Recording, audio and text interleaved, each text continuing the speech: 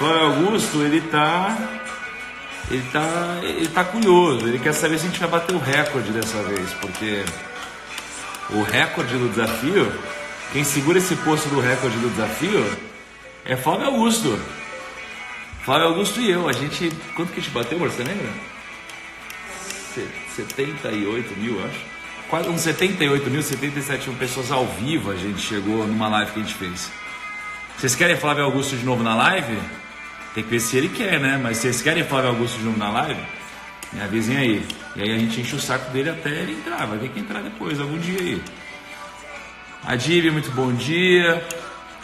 Galera, o José Felipe, Zé, e aí, man? A gente tava falando ontem de você. A gente tava falando de você aqui em casa. Aí, Isadora. Luke Tall, não acredito que ele tá aí, cara. Você é um menino de ouro. Vamos nessa então, galera? Vamos nessa que hoje é sabadão. Sabadão. Eu acho que... Ó, o Hector também. Hoje é sabadão e rola um filtro natural. Sabadão e domingo, tá? Então, é óbvio que eu espero que tenha menos gente aqui. Mas pra mim é ok. Por quê? Porque a galera que tá aqui no sábado e no domingo, especialmente desde o começo da live, são as pessoas mais comprometidas do nosso grupo, do nosso desafio. E é com vocês que eu quero falar. Eu quero falar com a galera mais comprometida, tá? Eu não quero falar com quem é descomprometido. Porra, eu tô durante 21 dias aqui falando de grana, desenvolvimento, disciplina, escala, business, negócios. E eu não quero falar com quem não está disposto a pagar esse preço ridículo de acordar no sábado e domingo, certo? Eu estou falando para vocês que estão aqui, parabéns por estarem aqui, tá bom? O que quer dizer também? Obviamente tem alguns conteúdos, todos os conteúdos que eu passo aqui só vão ficar aqui, então tem algumas coisas que eu separo diferentes no sábado e domingo, que é justamente para premiar vocês que estão aqui, tá? E é só uma coisinha sobre sábado. O Adib tem uma história legal sobre sábado, em que ele falou, como que um profissional liberal pode formar o seu 13º, né? É simples, trabalha de sábado, trabalha mais, né? Porque de sábado sua concorrência toda tá dormindo, velho. Você vai vender, sua concorrência não tá vendendo, sua concorrência tá dormindo, descansando, e etc. E tudo bem, chega uma hora na vida, às vezes você quer descansar, mas às vezes você está num momento que você precisa trabalhar, precisa correr, precisa arregaçar as mangas, precisa fazer muito mais esforço que o comum, se você quiser ser alguém diferente, né? Então, eu mesmo trabalhei durante muito tempo da minha vida, sábado e domingo, tá? Então, era uma coisa relativamente complexa, tá bom? E então, vamos nessa, vamos tomar nosso cafezinho e eu vou começar com a nossa... antes de entrar na frase do dia, eu quero mostrar uma coisa para vocês.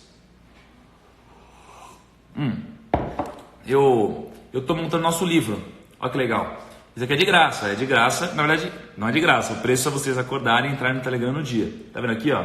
Então tem a capa do nosso livro, tá? Tem a capa do nosso livro, e aí aqui você tem a primeira página do desafio. Lembra a primeira página, que já não está mais disponível, é só para quem entrou no Telegram no primeiro dia. Aí você tem a segunda página do desafio, que é com um mapa mental de tudo que aconteceu no dia do desafio, né? Então você tem, falando sobre todo o conteúdo do dia de uma forma um pouco mais simples de você visualizar, né? Ontem a gente teve um mapa mental do terceiro dia, que ainda está disponível no Telegram, e hoje, assim que terminar a live, eu vou postar no Telegram o mapa mental do quarto dia, que é o mapa mental de ontem, que tem o mapa mental da nossa live com o Whindersson, tá? Então, baixem, porque eu vou tirando no Telegram e depois, com o tempo, esse livro vai ficar muito bonito. Imagina depois de 21 dias de mapa mental, fazendo impressão bonitona, numa gráfica legal, enfim, vai ficar bem legal, tá? Então esse é o meu presente para você. E aí quem está fazendo essas artes é a Mieko, nossa brother que sempre ajuda a gente no primo aqui, tá bom? Pessoal, então vamos lá, vamos começar. Onde que está? Aqui. Nossa frase do dia hoje, pessoal, nossa frase do dia hoje é: se não estiver disposto a errar, você nunca sairá do lugar. Isso tem muito a ver com o conteúdo que a gente vai passar hoje, tem muito a ver com investimento em ações, tem muito a ver com convexidade, tem muito a ver com sucesso. Porque, porra, se você não está disposto a errar, você às vezes nem vai tentar, né? Eu vou dar um exemplo relativamente chulo, mas que vai exemplificar bem, porque em algum momento você já passou por isso ou conhece alguém que já passou por isso. Você está numa balada, tá? Você está numa balada e aí você tem uma pessoa que é super envergonhada, e a pessoa fala assim, caraca, eu tenho vergonha de chegar nas pessoas, eu não vou falar com as pessoas. E aí a pessoa vai e não chega em ninguém. E aí nada acontece. E aí você tem outra pessoa que é uma desvairada, uma pessoa maluca, uma pessoa sem o mínimo pudor social, uma pessoa que não tem a mínima vergonha, ela tá cagando para a opinião alheia. Ela vai lá e sei lá, ela vai conversar com 100 pessoas na balada. 100 pessoas na balada, olha só que maluco. Vamos supor que ela seja negada por 90 pessoas na balada. No final das contas, ela vai ter tido um score, um placar de 10, certo? Então, no final das contas, o que importa é o resultado que a gente atinge. E não o número de tentativas, e não o número de nãos que a gente tomou. O que importa é o que importa é o número do nosso resultado. E aí, o que eu aprendi no mundo do empreendedorismo? Que, porra, você vai errar muitas vezes, geralmente, né, essa é a regra, você vai errar muitas vezes, e aí em algum momento você vai chegar lá, teve o seu sucesso e de nada adiantou, você errou pra caramba, mas e daí? Você chegou aqui. O ponto é, o empreendedor tem altos e baixos, né? Olha o capaz gestando aí. Não dormiu ainda, né, seu safado? E aí, como que funciona? Quando a pessoa está empreendendo, muitas vezes ela fracassa, ela está no fundo do poço ou acontece algum problema. Isso já aconteceu comigo. E nesse momento, o que a gente acha? É muito bonito falar o que eu estou falando agora, não é? Mas na prática, a cagada o mundo está cagando para você. Quando o empreendedor está lá embaixo, está todo mundo cagando para você. Ninguém quer te ajudar. Ninguém quer te ajudar. E aí depois quando você sobe é diferente, mas quando você está no fundo do poço é difícil, porque é você sozinho. É você sozinho. Então essa é a minha dificuldade. Então na verdade, não importa quantas vezes você erra. Por isso que a frase do dia é, se você não estiver disposto a errar, você nunca sairá do lugar. Beleza?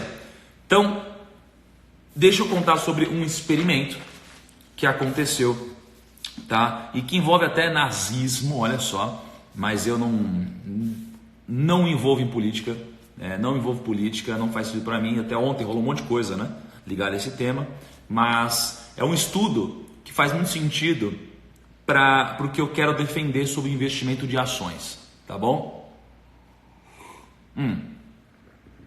Então vamos lá. Imagina o seguinte, tinha um estudo que o Stanley Milgram estava querendo defender, tá? O Stanley Milgram estava querendo defender. E o que ele estava falando era o seguinte, ele queria estudar um pouco mais sobre dois temas, obediência à autoridade e delegação de responsabilidade, tá? Então ele queria estudar essas duas coisas. Pensa só, ele queria estudar essas duas coisas. E aí o que ele fez? Ele pegou 40 pessoas, 40 homens entre 20 e 50 anos de idade, e aí ele quis fazer um experimento sobre isso. E, foi chocante isso daqui, porque o que aconteceu? 40 pessoas voluntárias quiseram participar do experimento. E nesse experimento, ele formou grupos de 3 pessoas.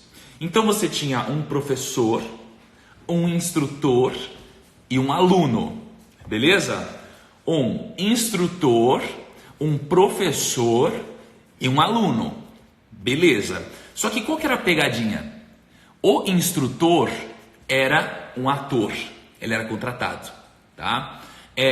O professor, ele era a cobaia, e o aluno, ele era o instrutor também. Então, vamos lá, vamos prestar atenção aqui, imagina essa imagem. Você tem um grupo de 3 pessoas, um é o instrutor, outro é o professor, esse é o cobaia, e você tem um aluno, tá? E aí, esse experimento, ele foi feito basicamente porque ele queria pensar o seguinte, na época do nazismo, a galera era tudo maluca mesmo, a galera queria defender essas maluquices, fazer essas atrocidades, Ou muitas dessas pessoas faziam isso porque os líderes às vezes pressionavam essas pessoas. Por que essas pessoas faziam atrocidades no nazismo? Como que pode um ser humano matar outro ser humano? Como que pode um ser humano torturar outro ser humano? Será que todo mundo tortura e mata, quer matar o outro? E aí ele começou a estudar isso daqui, né? E aí ele fez isso tudo. Qual que era o negócio? O aluno, ele tinha que decorar algumas palavras. E essas palavras, elas tinham um par. Por exemplo, banana, e aí tinha uma dessas 4 palavras que ele precisava decorar, que era o par de banana. Por exemplo, maçã. Então, banana, qual é o par da banana? Maçã. Qual que é o par do guarda-chuva? Espelho. Sei lá, você tinha essas palavras que se combinavam. Só que o aluno, ele era um ator. Então, eles fizeram um experimento laboratório em que o aluno sentava numa cadeira, ele ficava nessa cadeira, ele era preso com alguns eletrodos no corpo. Eletrodos que dão choque, tá? E o professor, ele era o responsável por chegar para o aluno e falar assim, banana, guarda-chuva, e falar uma palavra, e o aluno precisava acertar a palavra que combinava com ela. Só que como eles eram atores, na maioria das vezes eles erravam, e eles erravam de propósito. Por quê? Cada vez que eles errassem, eles iriam tomar um choque. Só que esse choque, ele ia aumentando de intensidade. Então vai imaginando, errou a primeira palavra, pá, toma um choquinho. Errou outra palavra, pum, toma um choquinho maior. Errou a palavra, toma outro choque maior. E aí, o ator, ele começava a atuar e, sofrer muito, né? Ai, meu Deus, que dor, não sei o que lá. E aí a pior, eu vou morrer, não sei o que lá. E aí o professor, às vezes, falava, caralho, meu Deus, eu vou matar esse cara. E aí um instrutor, que era um ator também,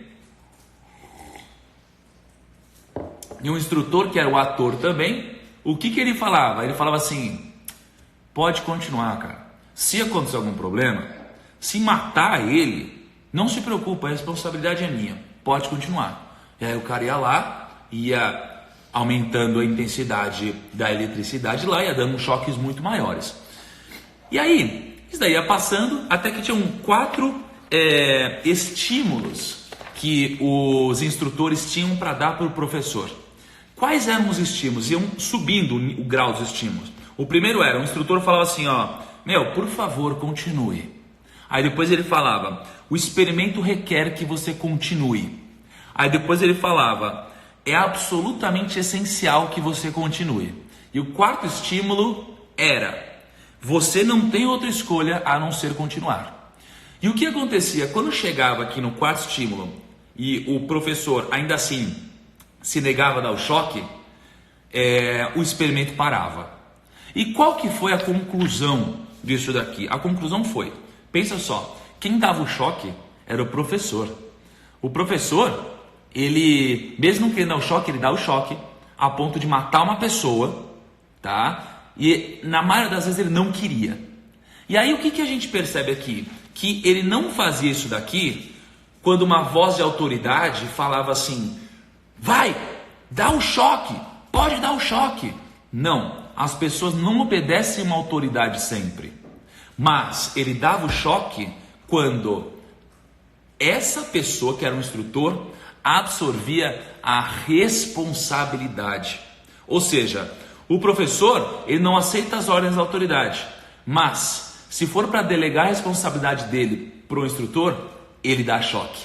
Entende? Então, a conclusão aqui é que as pessoas não fazem coisas antiéticas porque elas seguem a ordem de um líder. Elas fazem coisas antiéticas porque os líderes assumem a responsabilidade pelos seus atos.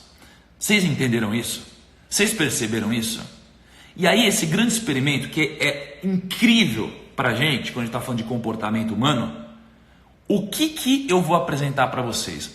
Eu vou trazer isso daqui no mundo dos investimentos. Por quê? Porque quando a pessoa vai investir a grana dela, ela, ao invés de aprender e tomar as próprias decisões, ela simplesmente opta por qualquer forma que ela possa transferir a responsabilidade dela. Qualquer forma de transferir a responsabilidade dela. E se você não assumir a responsabilidade a sua vida vai ser uma merda. E quando a gente está falando de investimentos, poxa, o que as pessoas fazem hoje? As pessoas vão copiar a minha carteira de investimentos, né? Elas vão delegar a responsabilidade. As pessoas vão copiar uma carteira de investimentos de uma casa de análise. As pessoas vão copiar a carteira de investimentos de um fundo de investimentos. A galera vai copiar a carteira de investimentos de um amigo. A galera vai na onda de um amigo. A galera vai seguir qualquer pessoa menos ela.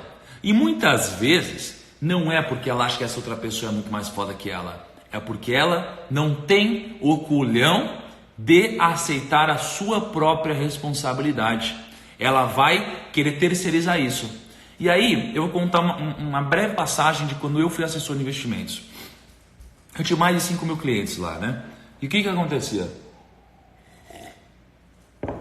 As pessoas muitas vezes, elas me ligavam, a gente trocava uma ideia, falava de ideias de investimentos e tal. E aí as pessoas às vezes investiam de acordo com o que eu falava, de acordo com relatórios e tudo mais. E aí, quando a pessoa ganhava dinheiro no mercado, sabe o que ela falava?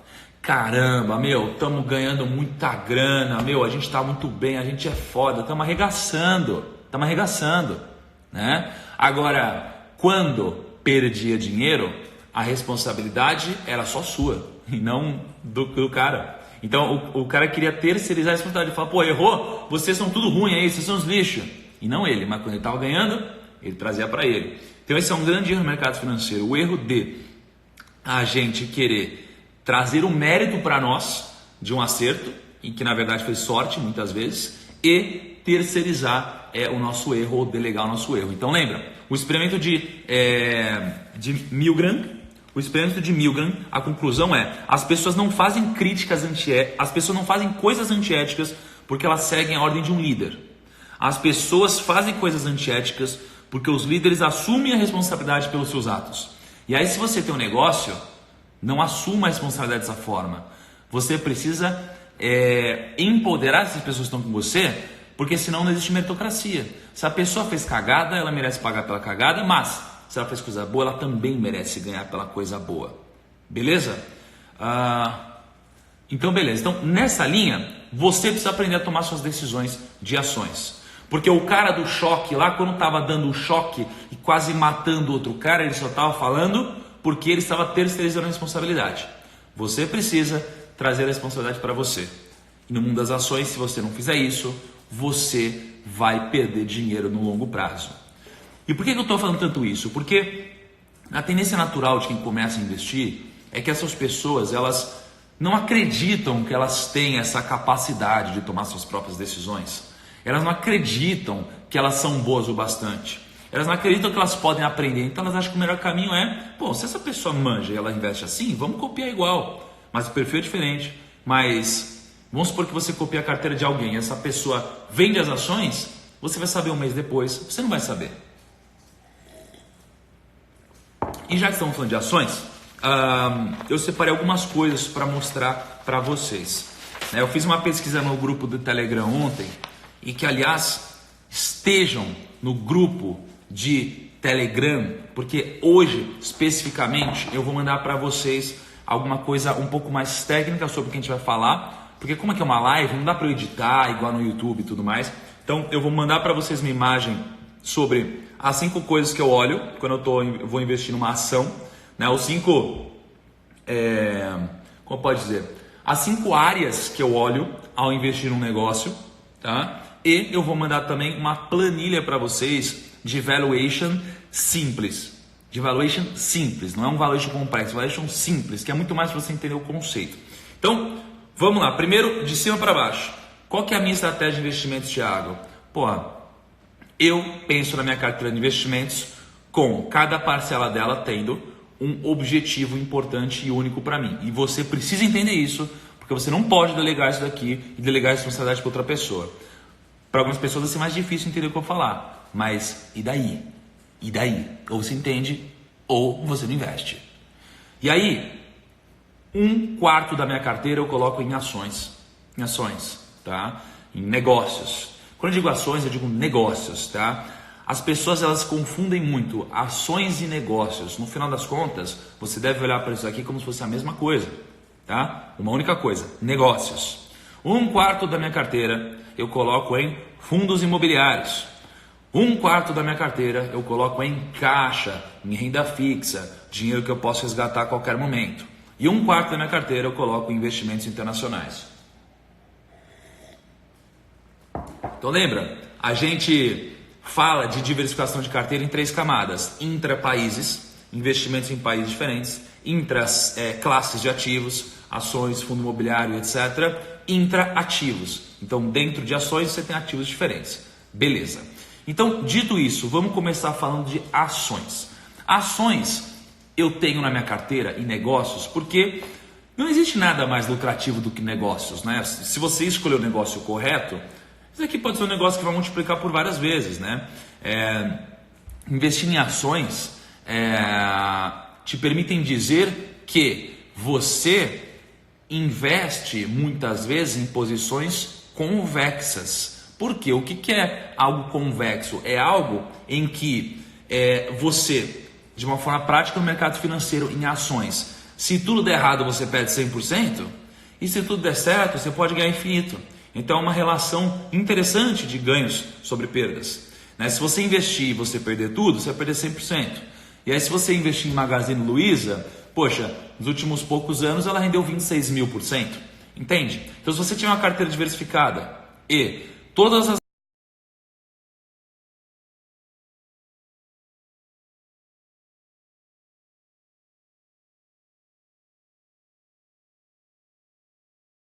Então, por que eu tenho ações e negócios? Porque não tem nada mais lucrativo que isso.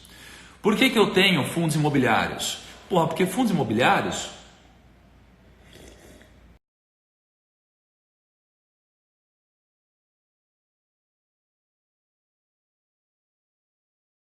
então todo mês chega um dividendo na minha conta. Então todo mês eu posto no meu Instagram, vocês veem os dividendos. Esse mês aqui de fundo imobiliário eu ganhei mais de R$8.000 só de rendimento. E é um pouco, tá bom? Depois eu tenho caixa. Por que eu tenho caixa? Porque, velho, a maioria de vocês nunca passaram por uma crise. A maioria de vocês nunca acontece. Quando a gente está passando por um momento de mercado muito bom, mercado subindo, você fica muito feliz, né? Todo mundo está ganhando dinheiro, etc. Aí você começa a negligenciar risco. Você perde sua sanidade mental, gente. Você perde sua sanidade mental. Porque, porra, você está perdendo seu patrimônio. Seu patrimônio está com medo. Tá todo mundo falando que o país vai quebrar. Vai pro saco. Aparece corrupção. Começa a vazar áudio de governo. Outras empresas começam a quebrar. A ação que você tem na carteira quebra. Seus vizinhos começam a ficar desempregados. Seus amigos começam a ficar mal. De depressão. Mas tá tudo errado. Se você não tiver dinheiro em caixa, você perde a sua sanidade. Então o dinheiro em caixa te mantém a sanidade.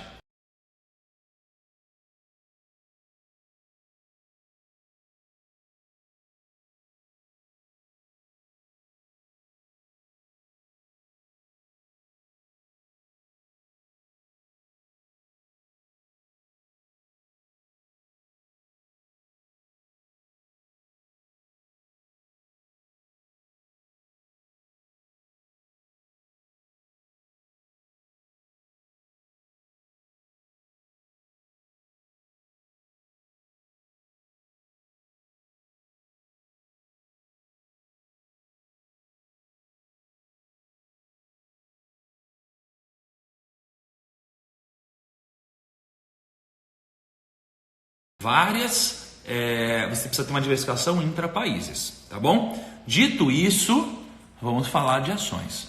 Eu tenho uma imagem que eu vou passar para você, não consigo passar que está no celular, vou passar no Telegram assim que eu fechar aqui, que é o seguinte: quando eu vou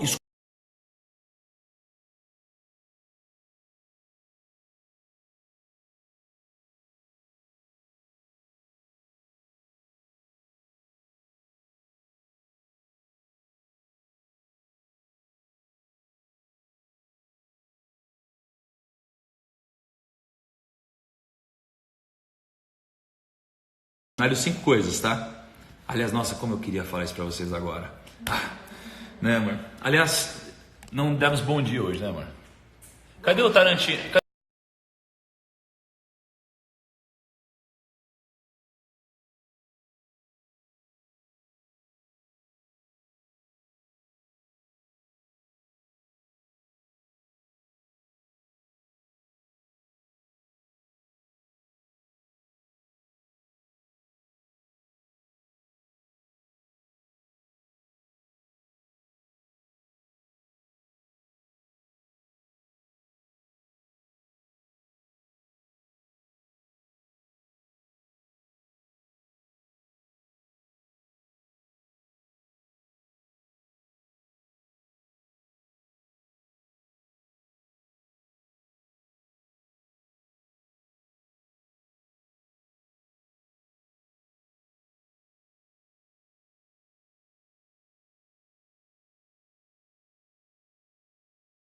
Lucro.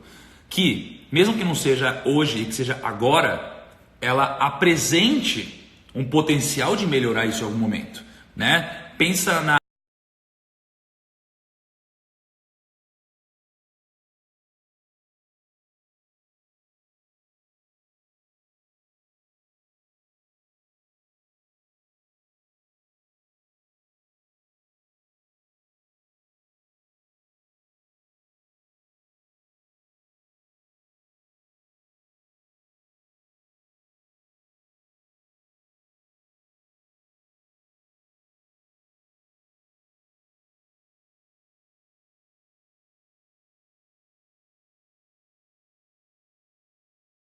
eu preciso olhar para o preço do negócio, porque essa caneta aqui, porra, sei lá, alguém pagaria 100 mil reais essa caneta? Acho que não, entendeu? Acho que não, em cenário normal, né? Não é aquela coisa, mas você está no deserto com uma garrafa de água. Não, no cenário normal você não pagaria 100 mil reais essa caneta. Mas se eu oferecesse por 1 centavo, é óbvio que você compraria. Logo, a gente tem que falar aqui sobre preço, tá? Aí tem muitas teorias de preço não importa e tal, mas eu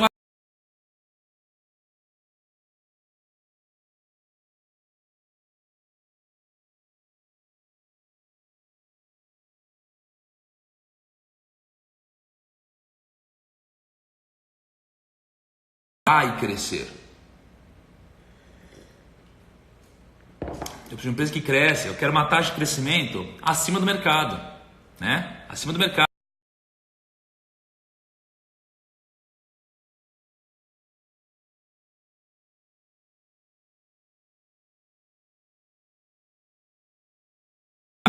Uns idiota, são os caras que estão envolvidos, tem cara envolvido com a máfia, envolvido com o governo, envolvido com um esquema, é grana por fora, é sei lá o que, é corrupto. Cara, você quer ser sócio mesmo de uma galera dessa?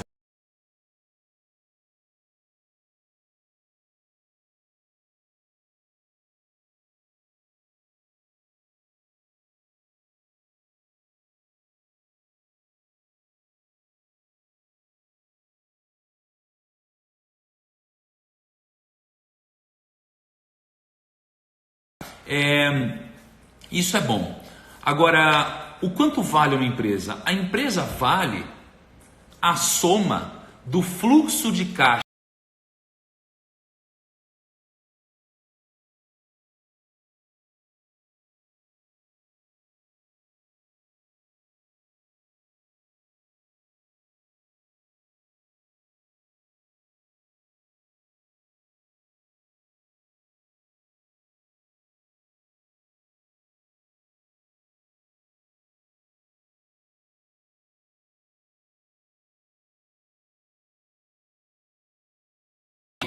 Ahn, Amanhã eu vou mostrar para vocês uma planilha e que eu vou mandar para vocês, mas calma, não terminei, eu vou falar ainda sobre muita coisa. Quer ver? Ó, aqui tem uma planilha em que eu ajudo vocês a calcularem o preço justo de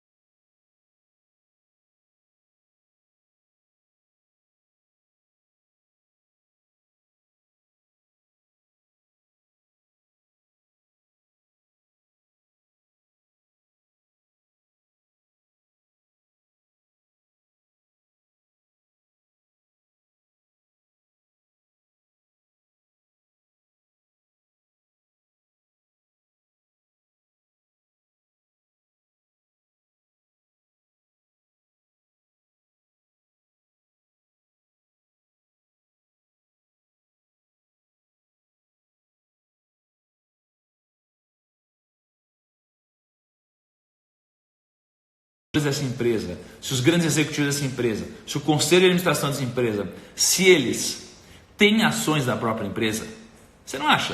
Vamos lá, você vai investir em ações de, sei lá, qualquer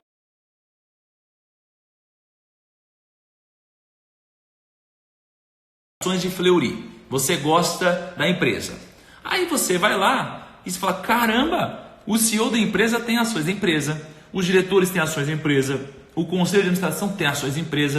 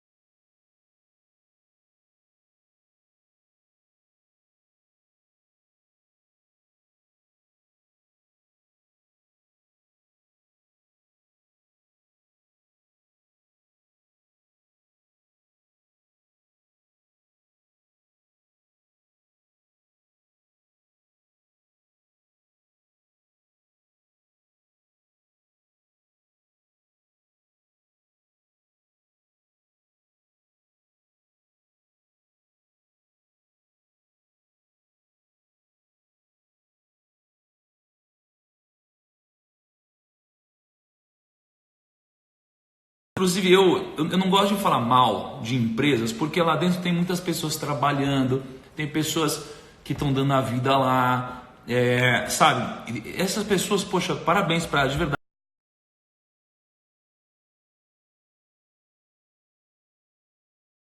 Eu descobri que a Oi, se você somar presidente, é Oi BR3, né? Se você somar presidente, se você somar executivo, conselho de administração, todo mundo, eles não têm mais do que R$ 5.000 em ações da própria Oi.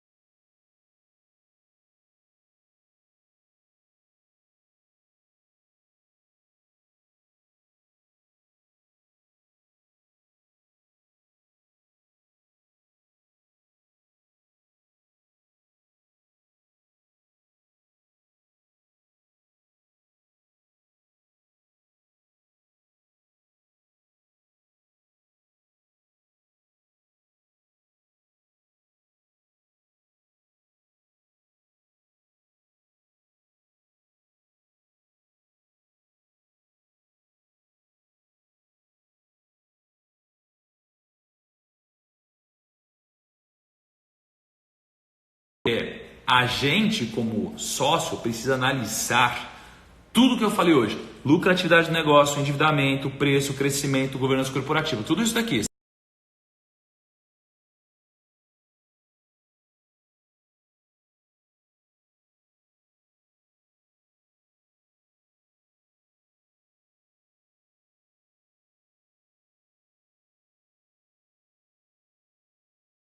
Executivos da empresa têm skin in the game, tá? Então, quem não está no Telegram ainda, entra no Telegram. Eu vou postar nos stories logo depois da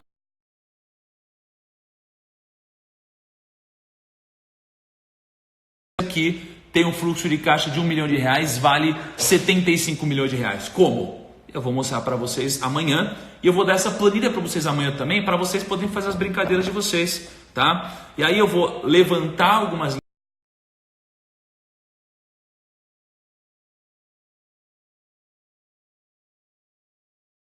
saúde juntas para vocês tomarem as decisões, tá bom? Então, gente, ó, a gente está avançando de novo. Disciplina e paciência.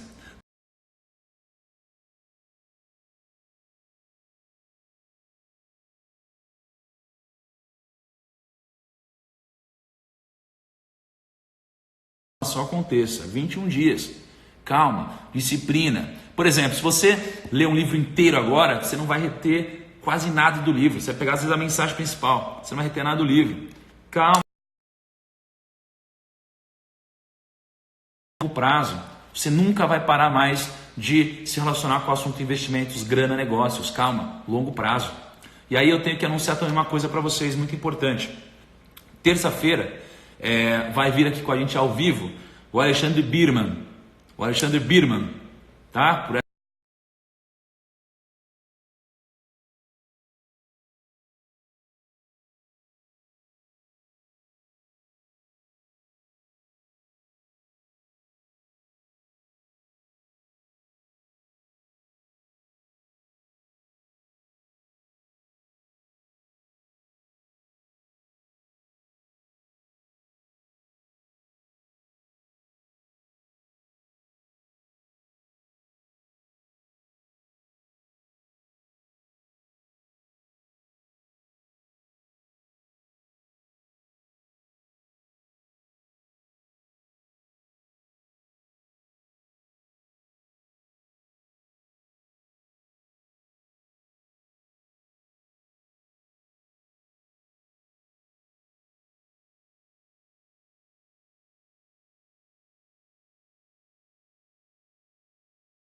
Durante esses 21 dias. Essa live aqui com vocês, meu comprometimento com vocês. E eu estou participando do desafio. Não é só vocês, eu estou participando junto com vocês. E eu não posso falhar nenhum dia. Todos os dias 5 e 6 eu estou ao vivo. Por isso que eu acordo tão mais cedo, por isso que eu durmo cedo.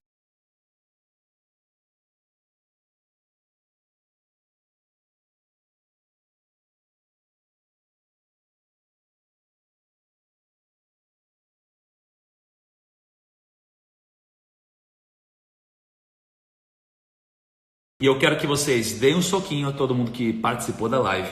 Todo mundo participou da live. Eu quero que vocês marquem alguém que deveria ter assistido a live. Marca alguém. Mas, gente, tenta marcar alguém que não está participando da live. Porque isso daqui ajuda a gente a crescer mais. Ajuda a gente a crescer mais.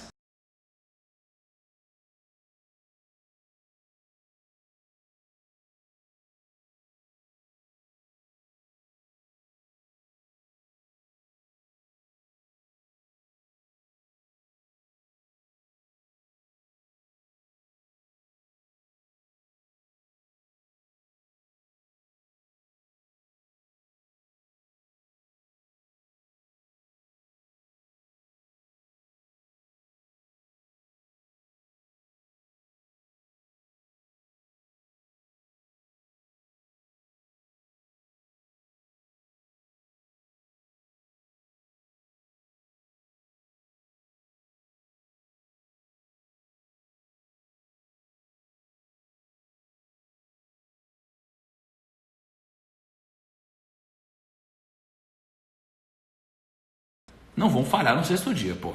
Tá bom? Tamo junto, parabéns pelo comprometimento e é isso aí. Tchau, galera. Até amanhã.